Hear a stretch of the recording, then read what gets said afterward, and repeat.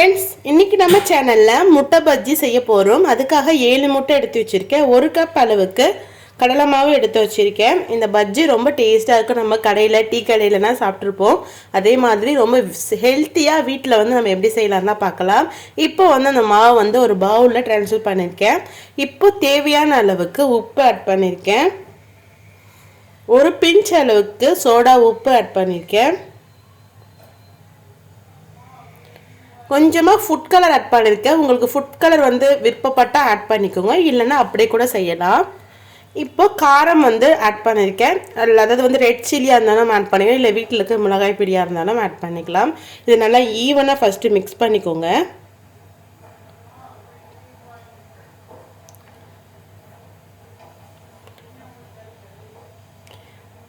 அவ்வளோதான். இப்போ கொஞ்சம் கொஞ்சமாக தண்ணி ஆட் பண்ணிவிட்டு நல்லா பஜ்ஜி மாவு பாத்திரத்துக்கு பிசைஞ்சு எடுத்துக்கலாம்.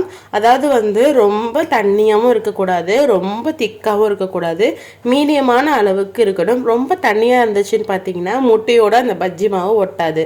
அதே மாதிரி ரொம்ப திக்காக இருந்தாலும் பஜ்ஜி மாவு நல்லா இருக்காது. சரிங்களா? அதனால் நம்ம ஒரு நல்லா வந்து இந்த மாதிரி பாருங்கள், தெரியுதா உங்களுக்கு? நல்லா இந்த மாதிரி திக்னஸாக எடுத்துக்கோங்க. ரொம்ப திக்காக இருக்கக்கூடாது, இந்த அளவுக்கு இருந்தால் போதும். அப்போ தான் உங்களுக்கு பஜ்ஜி ரொம்ப டேஸ்ட்டாக ரொம்ப சூப்பராக வரும்.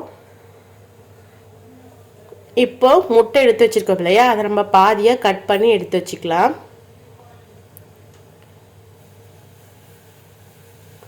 பாருங்கள், இந்த மாதிரி நம்ம ரெண்டாக கட் பண்ணி எடுத்து வச்சுக்கலாம். எல்லாமே இதே போல் கட் பண்ணிவிட்டு ஒரு பிளேட்டில் எடுத்து வச்சுக்கலாம்.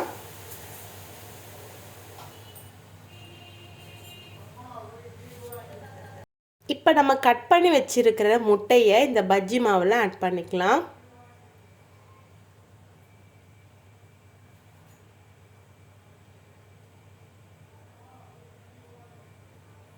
ஆட் பண்ணியாச்சு.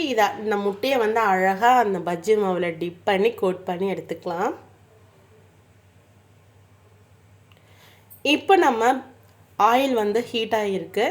இப்போ நம்ம எடுத்து வச்சுருக்க அந்த பஜ்ஜி மாவில் மிக்ஸ் பண்ண அந்த முட்டையை அப்படியே அழகாக எடுத்து இந்த எண்ணெயில் வந்து விட போகிறோம். இந்த மாதிரி நீங்கள் விடுங்க. அப்போ தான் வந்து உங்களுக்கு பார்க்குறதுக்கு முட்டை போண்டா மாதிரியும் இருக்கும், பஜ்ஜி மாதிரியும் இருக்கும், டேஸ்ட்டும் சூப்பராக இருக்கும்.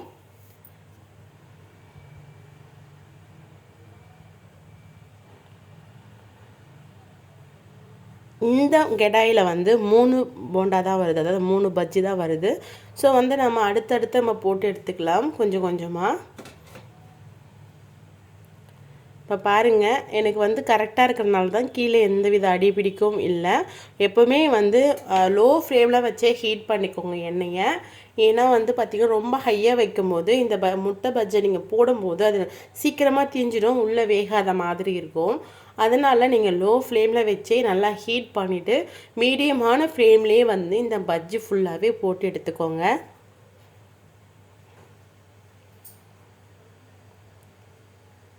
வெந்துருச்சுனாலே கொஞ்சம் கலர் வந்து சேஞ்ச் ஆகும், லைட்டாக வந்து தெரியும் உங்களுக்கு. நம்ம போடும்போது இருக்கிறதுக்கும் நல்லா வெந்ததுக்கப்புறம் இருக்கிறதுக்கும் வந்து டிஃப்ரெண்ட் தெரியும். பாருங்கள், ரொம்ப சூப்பராக வெந்து வந்துட்டுருக்கு. நான் வந்து மீடியமான ஃப்ளேமில் தான் வச்சு எடுத்துகிட்ருக்கேன். பாருங்கள், அவ்வளோதான், நம்மளோட பஜ்ஜி வந்து சூப்பராக வந்துடுச்சு. பாருங்கள், இதை அப்படியே ஒரு பிளேட்டை ட்ரான்ஸ்ஃபர் பண்ணிவிட்டு அப்படியே தேங்காய் சட்னி வச்சு இதே சுட சுட சாப்பிடும்போது ரொம்பவே சூப்பராக இருக்குங்க. நீங்களும் உங்கள் வீட்டில் ட்ரை பண்ணி பாருங்கள். இதே போல் நம்ம எல்லா பஜ்ஜியும் போட்டு எடுத்துக்கலாம். இந்த வீடியோ உங்களுக்கு பிடிச்சிருந்தா மறக்காமல் லைக் பண்ணுங்கள், ஷேர் பண்ணுங்கள், கமெண்ட் பண்ணுங்கள். மறக்காமல் கண்ணன் சமையல் சேனலை சப்ஸ்கிரைப் பண்ணுங்கள். நோயின்றி வாழ்வோம், நலமாக வாழ்வோம். தேங்க்யூ ஃபார் வாட்சிங். பாய்.